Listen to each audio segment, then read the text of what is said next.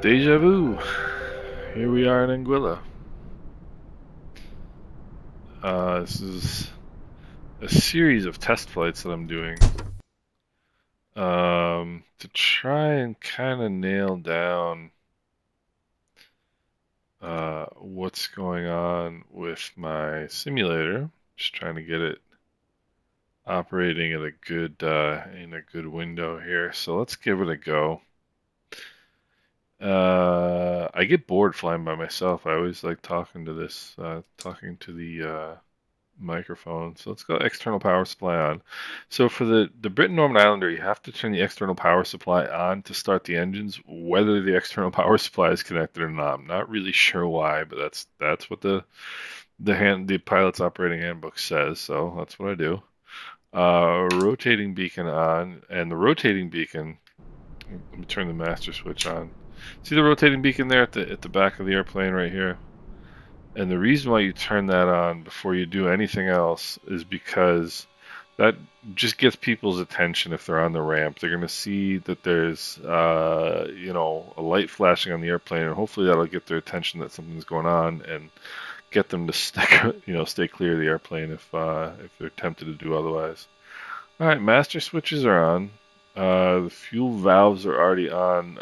I never turn fuel valves off in a plane unless there's a specific reason to do so.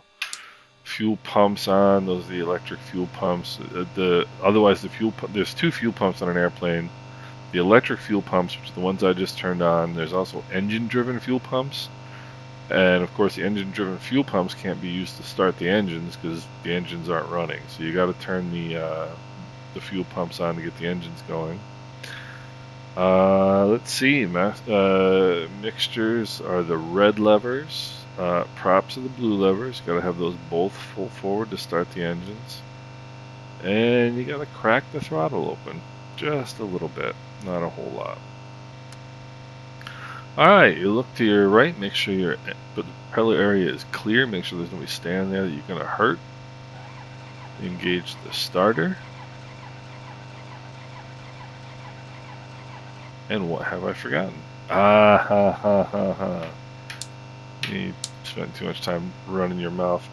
The magnetos provide electrical power to the engines, and I didn't have them on. Let's try it again. Alright, good engine start. Manifold pressure is under 15 inches, which is what we want. Then we come over here, you check your oil pressure, which is this right here. Oil pressure just means you're getting oil to the engine. If that were 0, that means you're running an engine with no oil in it, and that is bad. So you'd want to shut the engine down immediately. Alright, take a look to the left, make sure that propeller is clear. It is. Engage the starter. Good start. Check the manifold pressure, that looks fine. Check the oil pressure, that looks fine. Magnetos on both. I'm not quite sure what left and right magneto is all about, so I don't know everything. Alright, so let's turn the avionics master switch on. It turns all the avionics equipment on. Turn the rest of our lights on. Our nav and strobe lights. Put our taxi lights on. Now let's come over here. We want to put 122.8 in the radio frequency. That is the area here around St. Martin. It's the Unicom. I guess it is Unicom. I want to turn the CDI from VLOC to GPS. You don't really want me to explain that. Transponder. Squawk altitude, just so I don't forget it. That just gives the controllers your altitude there. Alright.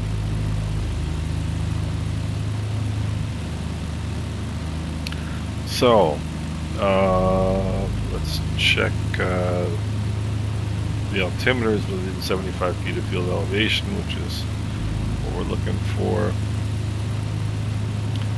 Alright, so these are the things that I'm keeping my eye on.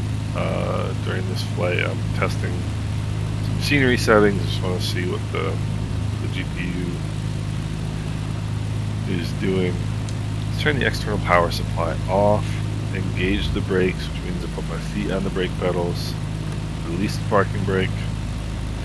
Now, one habit I've gotten out of with this plane that I should keep is, so you release the brakes, get the airplane moving, and as soon as the airplane is moving, you want to hit the brakes and make sure the brakes are working. And the reason you do that is because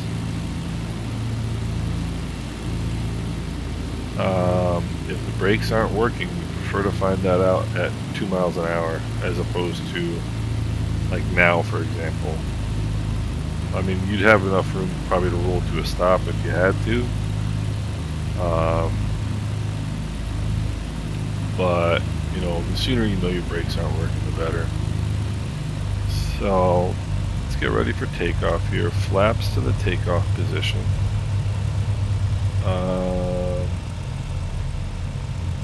Fuel pumps are on. The reason you have the fuel pumps on during takeoff and landing is because if the engine-driven fuel pump were to fail for some reason, that would mean it wouldn't be providing fuel to the engine, and then your engine would stop. And you really don't want that to happen during takeoff or landing. And so these electric fuel pumps, these two switches up here, provide a backup just in case that that engine-driven fuel pump should happen to stop for any reason. You'll continue to get fuel to the engine. Alright, so transponder, squawk altitude 7,000 is the VFR frequency down here. Let's put our landing light on. You want your landing light on and at all times under 10,000 feet above ground level, or actually 10,000 feet MSL, which is mean sea level, above mean sea level. You want your landing light on because it just makes you more visible. It's like daytime running lights in a car. Above 10,000 feet, everybody's going so fast, it doesn't make any difference to it. They're not going to see anyway. So, alright, so let me check on my iPad here. Let me see if there's any traffic that I see. There's some traffic over at Juliana. There is no traffic coming into or out of CJ Lloyd. Let me have a look down there. I wonder why it's not telling me what my rates are. I would think it would, but it's not. Okay, well. Alright, I don't see any traffic on final approach. I don't see any traffic on the runway. So we're good to go. Let's broadcast our intentions and get out of here. CJ Lloyd traffic, Anguilla 264, taking runway 11 for departure to the south, CJ Lloyd. I don't know why I'm not getting the frame rates from my overlay up there. Normally I don't care about frame rates, it's just something I'm happen to be looking at for this particular flight. Alright, so we get out on runway. You just want to keep your head looking that way, make sure there's nobody landing that you didn't see. You get out on the runway. Once you get out on the runway, you always hear me say heading indicator checks for runway number. What does that mean? Heading indicator, this is 110 right here, and that would be runway 11. And what runway are we on? Runway 11. That's what we want. If I happen to take a right turn instead of a left turn, it would say 29, and I would say, oh wait, I'm not on the correct runway. It's just a way to double check yourself. Alright, fuel pumps are on, flaps are set, mixtures and props are full forward, brakes are set, power coming in. Want to make sure you're getting good prop RPMs, good manifold pressure there. Make sure all these engine instruments are in the green, and they are. Release the brakes. You want to see that your airspeed is alive. You want to make sure that needle starts moving. If it doesn't, pull the power back, come to a stop on the runway 70 knots and rotate. Now, the airplane will fly if this isn't, if you don't get any indication from that. Will the airplane fly? yes, it will.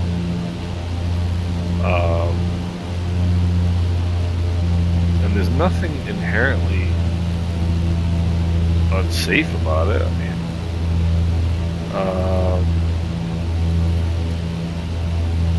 once you get airborne, you want to bring your power back a little bit. You want to bring your props back a little bit. It makes the props quieter. Put the flaps up here. We don't need them anymore. Makes the engine, makes the propellers much quieter, and it just so for all these people that live down here, they don't have to listen to a really loud airplane engine. Just makes you a better citizen. And once you are 1,000 feet above ground level, which we are right here, that's when you turn your engine-driven fuel pumps, or your electric fuel pumps rather, off. When you turn them off, you look over here and check your fuel pressure. Make sure the fuel pressure is good. That means the engine-driven vacuum pumps, the engine-driven fuel pumps are working. Alright, I'm going to climb to 1,500 feet, which is right here. So about 100 feet below that at 1,400, I'm going to start pushing the nose down just a little bit. Start bringing the power back, manifold pressure. Bring the props back a little bit, that's too much. And then I'm just going to hold the nose down and trim. Trim is this wheel over here, you see it? And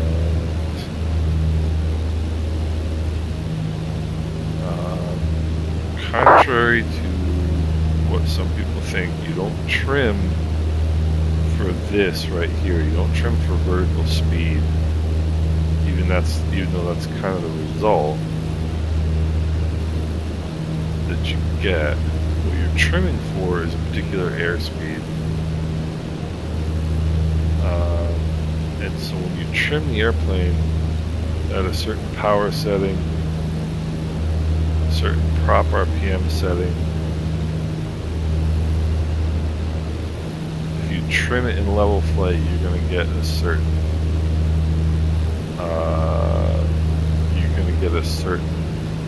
airspeed.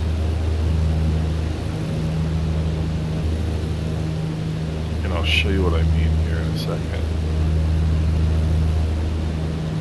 I've actually been wanting to do a video about this.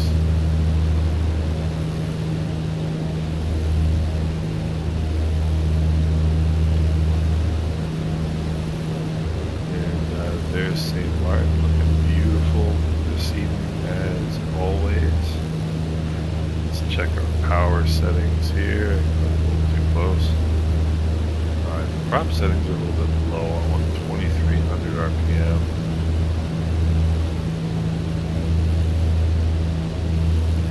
So prop settings were a little bit low. So I'm going to put it up again.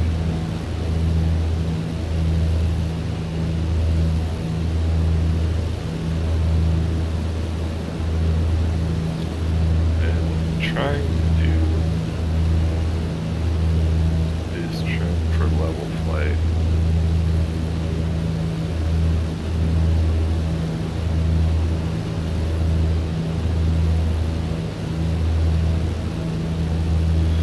So trimmed for level flight, this airplane should get about 134 knots. It's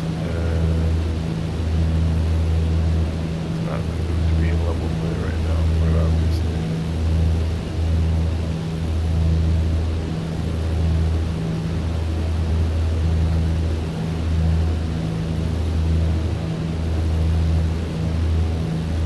What's going to happen right now, it's going to kind of oscillate up and down until it settles in level flight. The other thing you'll notice is, see how the airplane is tilting to the right. What I want to do to correct for that is put in a little bit of rudder trim to the right.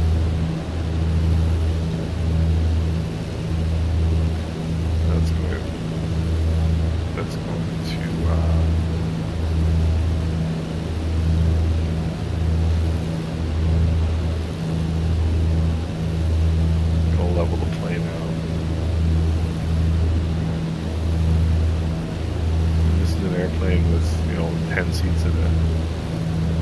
baggage. You might have some heavier people on one side or the other, more weight on one side or the other.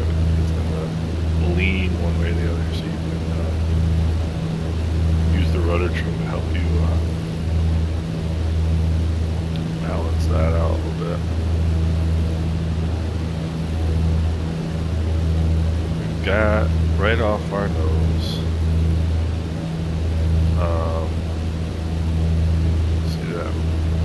See that red white light up there? That is another airplane going into St. Barts.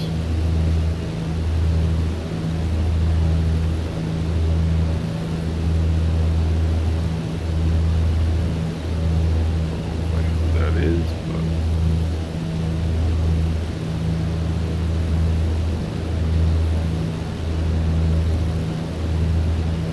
alright, we're 10 miles north of St. Barts, so let's make our first radio call. St. Barts, traffic, Anguilla 264, 10 miles to the northwest, inbound, full stop, runway 10, St. Barts. So radio calls, you want to make your, to a non-towered field, which is what this is, the airport without an operating control tower. You want to make your first radio call 10 miles out.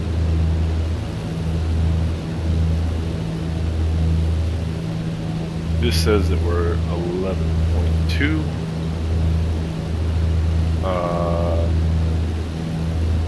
My iPad says we're 10. Summer traffic, American 571 having runway 10 located. Proceed taxi to gate altitude.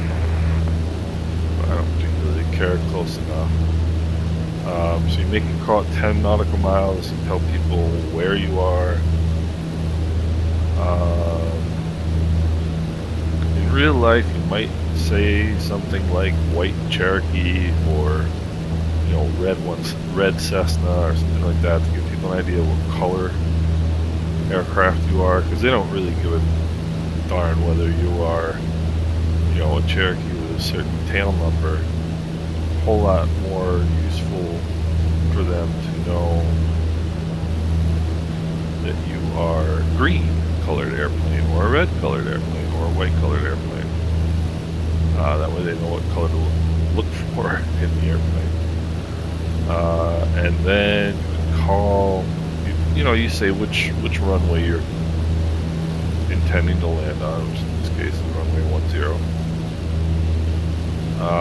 And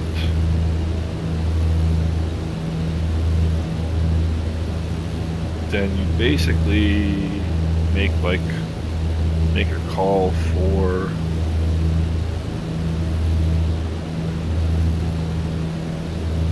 downwind leg, base leg, and then turning final, and then short final. Like here, I'll call 3 mile base leg.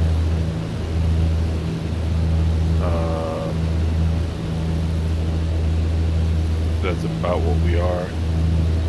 And there's a visual reporting point that you call out when you're coming into St. Barts, which is that rock right off our nose, which is called Sugarloaf. I don't know whether most people fly in vets are going to know that or not.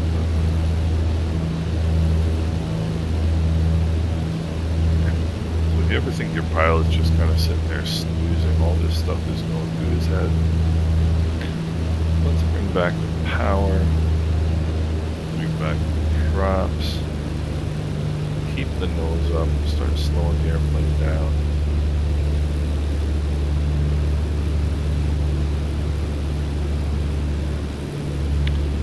St. Barts traffic, Anguilla 264, 3 mile left base, runway 10, St. Barts.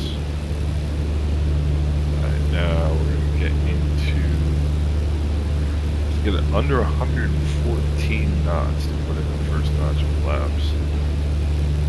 114 knots right here, which is good. There's another plane over here, seeing that light right there. I don't know what he's doing. He might be doing pattern work, but alright, once I hit Sugarloaf, which is that rock right there. I'll turn inbound. And I'll put in the notch of flaps. Let's turn on the fuel pumps. The mixture is full forward. Take that bit of trim out. Alright. St. Barts traffic, Anguilla 264, turning a 3-mile final runway 10 St. Barts. That notch of flaps in. 1800 RPM is fine for right now. So, looking good.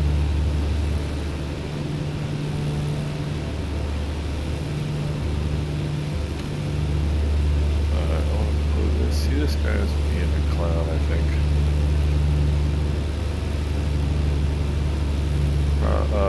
Manifold pressure back to 1500. Props full forward. I'm going to put that second notch of flaps in. I think this guy's on that side. We're just kind of screwing around. Or like another live aircraft in the simulator, but he's coming right at me right now. St. Barts traffic, Anguilla 264, short final 10 St. Barts.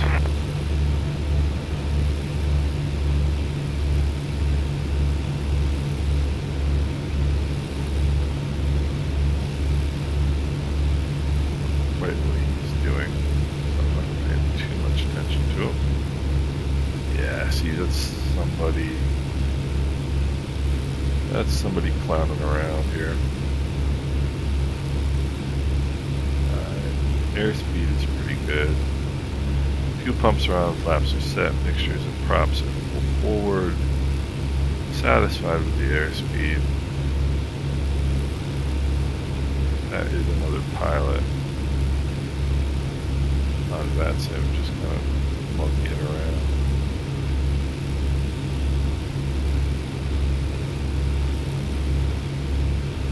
Pretty happy with this profile right here.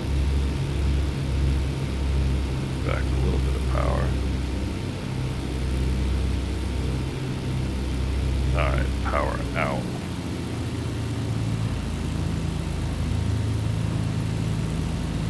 Start around out.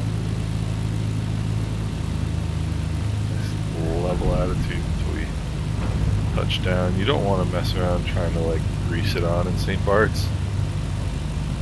You know, just get the airplane on the ground.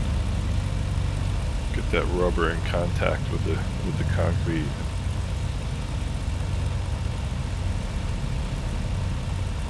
And get the brakes on. So, I mean, normally I might have tried to flare a little bit more there than I did. But, again, this is St. Barts. I'm not really gonna try and do that. So I'm gonna goose the left engine to get us turned around here, and this guy is basically aimed right down the runway again. Coming at me here. I'm gonna put the flaps takeoff.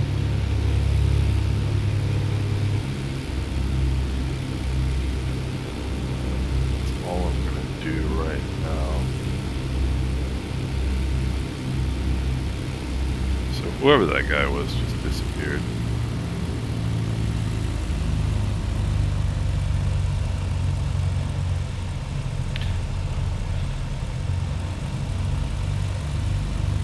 Alright. And you always want to announce that you're clear of the runway. So, St. Barts traffic, Anguilla 264, clear of the runway, St. Barts.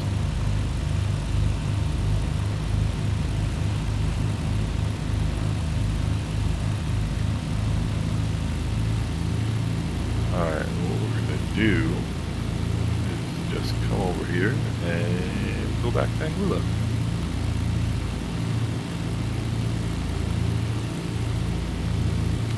And the reason I'm doing this flight is because I'm like working on my graphics settings, trying to get them to where I get good performance, but also good stability. Because I'm having a lot of problems with this program just crashing.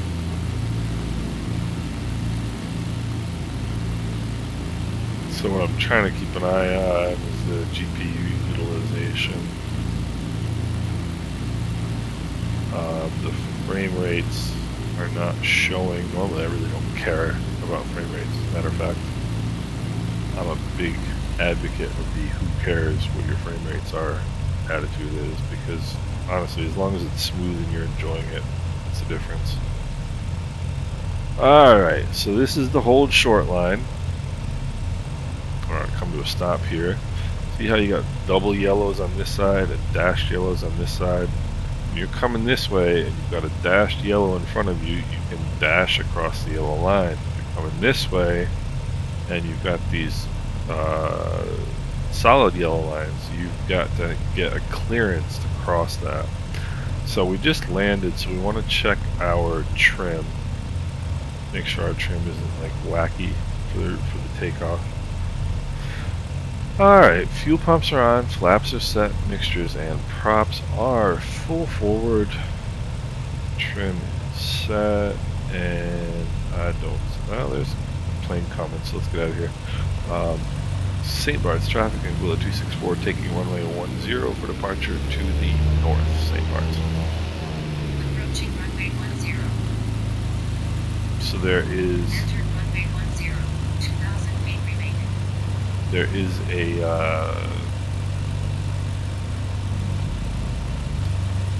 Pilatus PC-12 that's making a right downwind right now. Alright, we are on center line. Let's engage the brakes. Takeoff power coming in. Takeoff power is set. Engine instruments are all in green. Release the brakes. Airspeed is alive. Okay, 60 knots before Charlie, which is that right there. 70 knots. And rotate. You want to make sure you got 60 knots of airspeed by taxiway Charlie. I'm going to take a left turn to a heading of 060 right here.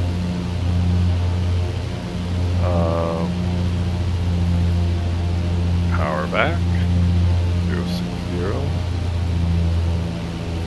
Props back a little bit. Bring those flaps up. And you want to make a left turn to 060 so you don't hit anything, which is always positive in an airplane. Not hitting things is good. So, St. Barts traffic, Anguilla 264, left downwind departure off runway 10, departing to the north, St. Barts.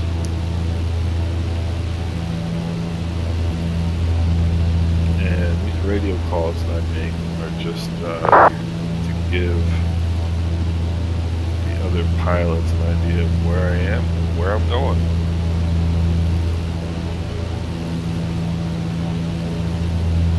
Gosh, I wish I could do this in real life every day. I really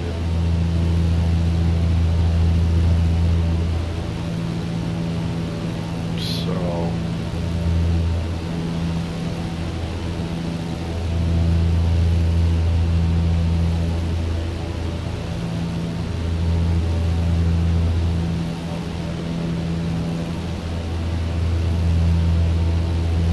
mechanical turbulence from that hill right there. Double rock. Coming to 1500, so 1400 feet. I'll start pushing your nose down. Smoothly bring the power back. Bring the props back. And I've been flying this same route over and over and over again for the last couple of days. And the reason is I'm trying to get, I want to eliminate variables so that I can understand what's happening with the simulator and make sure that I am, you know, that any anomalies or any changes I see are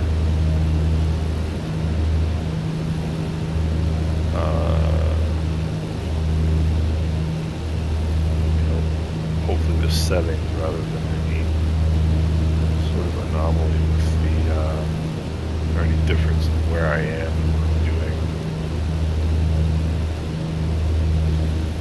So off we go. I did not turn the fuel pumps off, so let's turn the fuel pumps off. Check the fuel pressures. Flaps are set. Fixtures and props are set. Put another notch, another twist of the elevator trim. Rudder trim there.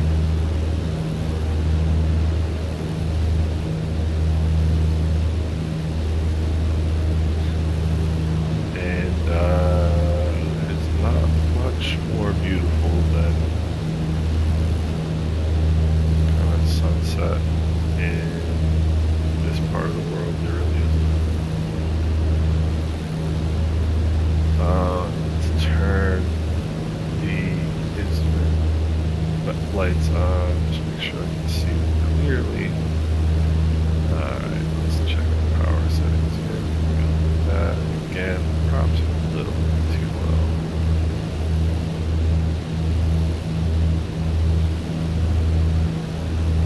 So increasing the props is going to give us a little more go.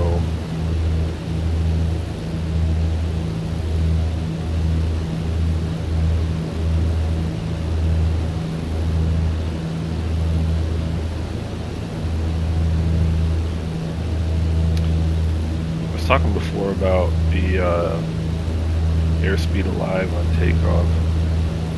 Why would the airspeed not be alive? How would that happen? That would happen if your pitot tube is blocked. Pitot tube, I don't know if we can see it on this airplane. Probably. Current traffic, November 27 Tango Sierra, 5 miles south of Avaki for runway 10 at St. Martin. But it's a little tube that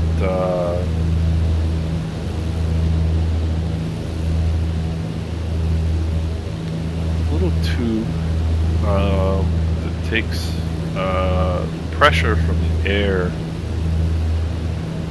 that we're moving through, like they call it ram air pressure, and it's literally the air that rams into the tube. Like it would, if this was the pitot tube, it would be the air going this way into it, right? It goes into the tube, and the tube measures the pressure of that air, and that gives us the airspeed indication. That's a very simplified way of putting it. And if that tube were to be blocked, the tube is very, very small. I mean, the hole in the end of the tube is probably, I don't know, maybe an eighth of an inch in diameter, perhaps. And so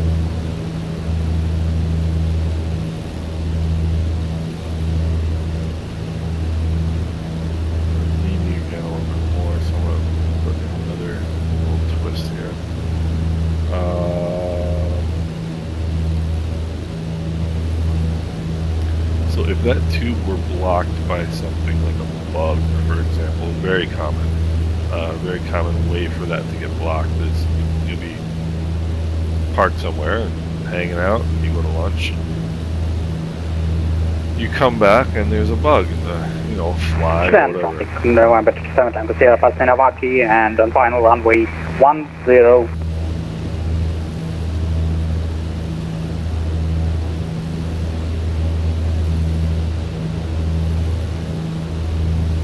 Somebody going into St. Martin, Juliana Airport. You can see right there in the valley, that's Grand Cas Airport. Really cool. Get rid of overdone and trim. And because it is so beautiful out, I think what I want to do is make a little bit of a loop up here around the north end of Anguilla. And come around, have a nice view on our way in. The other way that pitot tube is commonly blocked is by ice. And that's why there is right here pitot and stall worn heaters. Flip that on, and that pitot tube will heat up and melt any ice that's in there. And you always want to test that during your pre-flight inspection. You come into the cockpit, you'll turn the pitot heat on, and then you go outside and do your walk around. You actually touch the pitot heat tube, and that sucker gets hot. You don't want to put your hand on it and like hold it. That thing gets hot. And how do you get ice in a pitot tube, you ask? Of course, in order to have ice, you need to have moisture, right? What are we flying through right now? This is moisture. That's what clouds are. Clouds are visible moisture. That's all they are.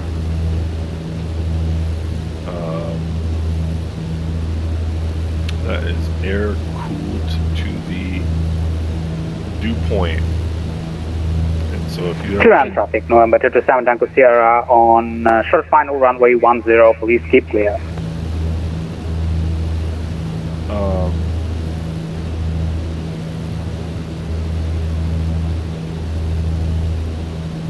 Normally, like if you're flying IFR, and one reason you've got this thing up here, which is the outside air temperature gauge. This is in Celsius. Well, it's in Fahrenheit on the outside, but Celsius on the inside. You'll see it's 25, 22, 23 degrees Celsius right now at the altitude that we're at. So really, you're not going to get pitot tube ice. You're not going to get any ice at 22 degrees Celsius.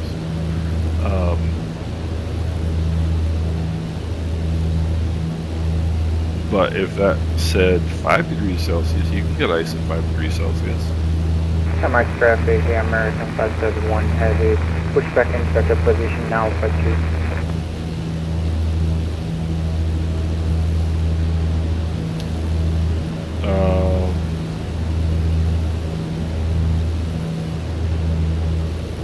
So let's, you know what, actually this is interesting. This is something I've never looked at in, we're going to go to Shoal Bay. I'm going to show you Shoal Bay. Shoal Bay is a very popular beach on Anguilla. It's not my favorite beach. I mean, it's beautiful, there's no question about it.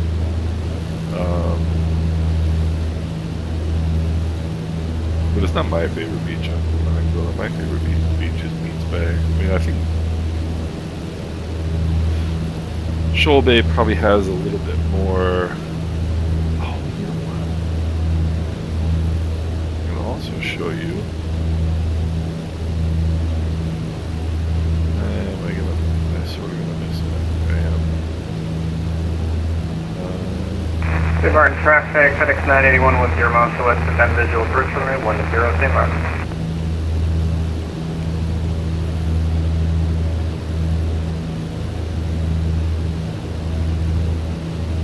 Show you also right over there. There we are. So right here, I'm going to show you some cool stuff. So over here is Island Harbor, right over in here. And there's a little place in Island Harbor. Clear and traffic, November 227 Tango Sierra after landing, backtrack runway 10 for stand by Bravo 3. So where are we here?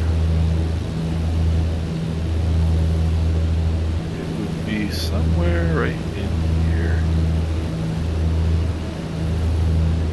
Somewhere right in here. There's a little place called the Falcon Nest. Right there. And it is, when I tell you a shack, it's a shack. And run by a man named Warren. And Warren was, or is, a fisherman. And he he goes out and catches the fish himself and crabs. And this is Shoal Bay right here. Engine land traffic number 227 Tango Sierra planning to Right, vacate so runway Shoal Bay. 1028 via Bravo. They were in traffic, FedEx 981, 4 miles final, runway 10, St. Martin. Some great And FedEx, I'll restaurants. try to make it for you. Great restaurants there at Shoal Bay. And let's see. Over there is some traffic to St. Martin. Yeah, we can see it right there. That's live traffic from that side. American traffic, American 571 heavy, taxi to Hook, runway 10. But anyway, Warren at the Falcon Nest. Anguilla, the island. And remember, drink. 27 Tango Sierra clearing right now runway on Echo, and FedEx, you're good to go. The island drink on Anguilla is the rum punch. Everybody's, got their rum punch and which one's the best and blah blah blah blah blah. Best rum punch in the island of Anguilla, in my humble opinion, Falcon Nest. And they're also, and last time I was there anyway, they're $5. It might have been $6. A lot of these places you go to, they'll be $12. That's actually quite some traffic for St. Martin.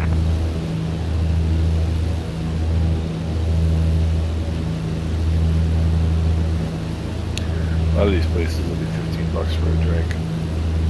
That's a little rich for my blood. And the last thing I'll do, I'll take you over, bring the power back here a little bit. That's sandy ground right there. Some great restaurants and bars down there. Dad's, Dolce Vita. Some really great little restaurants and bars. And the thing about Anguilla, you can go to just about anywhere and get the most amazing food.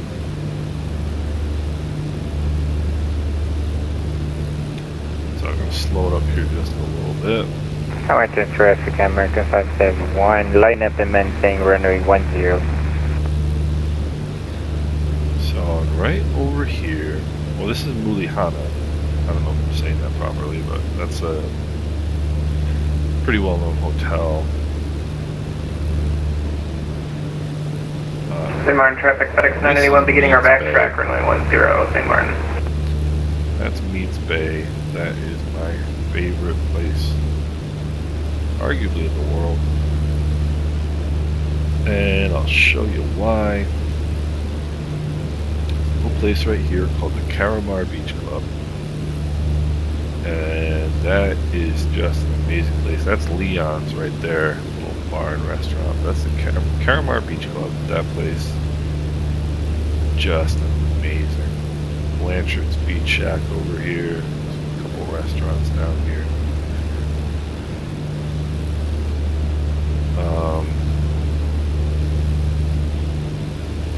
And this is the Four Seasons right here.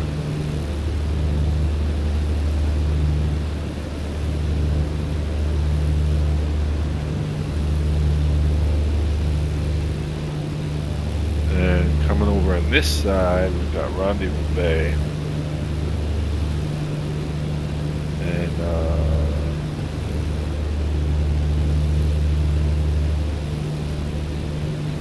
St. Martin traffic, FedEx 981 clear, runway 10, St. Martin.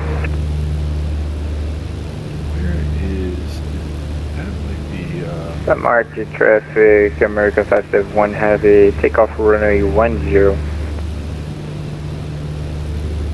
or no, this is Rendezvous Bay up here. I'm sorry. I don't know what that one is.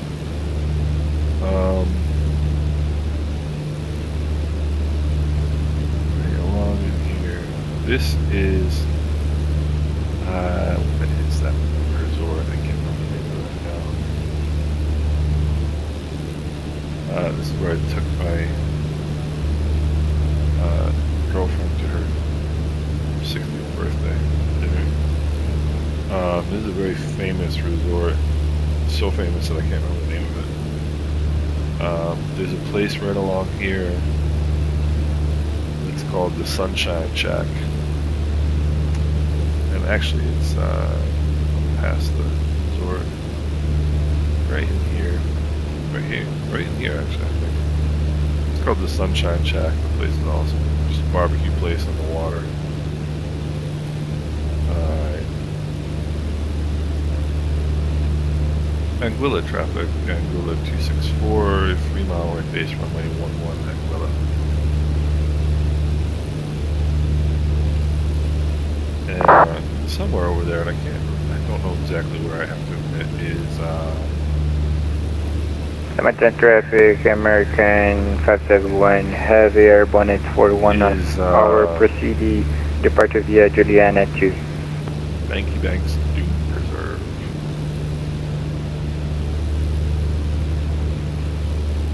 Pretty famous place. Alright, so what is a strong wind? Alright, we're under 114 knots. We're putting that first notch of flaps. Turn the fuel pumps on. The mixtures are rich. I'm going to pull that nose up and leave the speed off until we get to about 90 knots.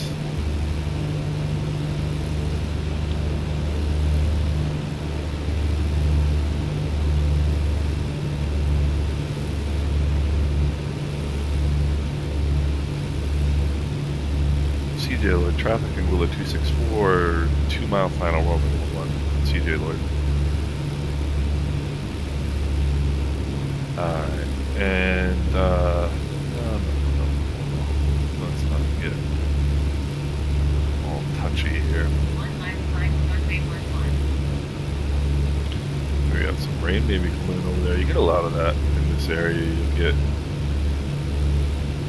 really kind of... American 571, are you still on Unicom? Get a lot of really brief showers. And this area over here, you get a lot of turbulence. Delta 4949, push back and start from gate A3. A lot of turbulence. You gotta wrestle with this thing to keep it on. American 571. 500.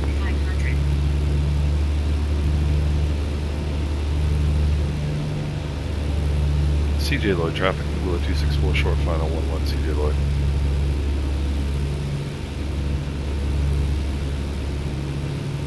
Alright, flaps are set, fuel pumps are on, props are full forward.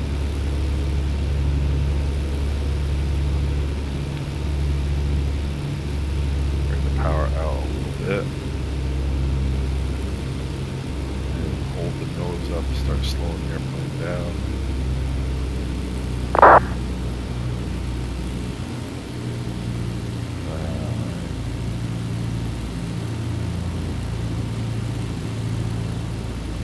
And power's all the way out.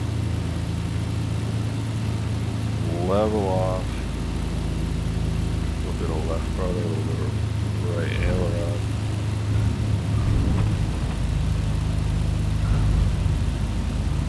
Too much left rudder.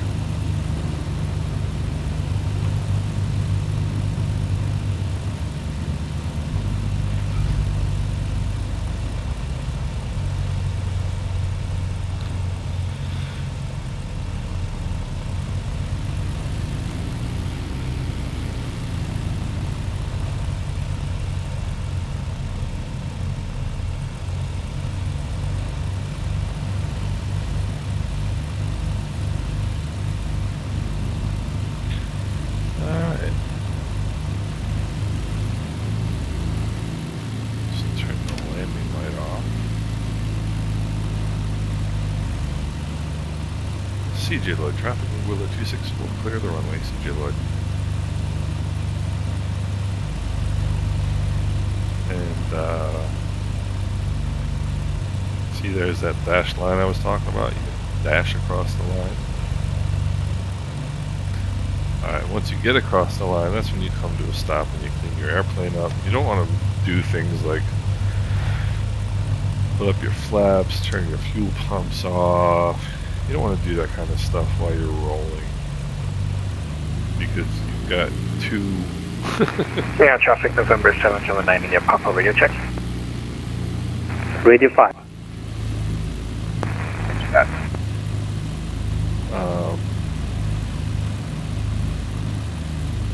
You know, you've got these two propellers out here you can hurt somebody with, or you can damage property with. The other thing you can also do with them is hit them with some, you know, I mean, if you hit anything with a propeller of an airplane, you have to, they call it a prop strike. You have to tear the engine down, and what that means is you're, at least in the US anyway, you're required by law to have a mechanic tear that engine apart and see if there's any damage to it. And even if there isn't any damage from the prop strike, I mean, the prop will be damaged. But even if there's no damage to the internal workings of the engine for the prop strike, from the prop strike, that is going to cost you a pretty penny to have that engine torn down and inspected. It's going to cost you, you know, $10,000–$15,000, probably more for something like this. So you really want to be careful with when you're operating a plane on the ground. Make sure you don't hit anything for various reasons. Another gorgeous night here in Anguilla. Alright, come to a stop. Engage the parking brake. Mixtures to idle, cut off. What that does is cuts off the fuel supply to the engines. And they stop, obviously. Props are at idle. Let's turn off our lights. Let's turn off the instrument lights. Let's turn off the avionics master switch. Let's turn off the magnetos. And let's turn off the master switch.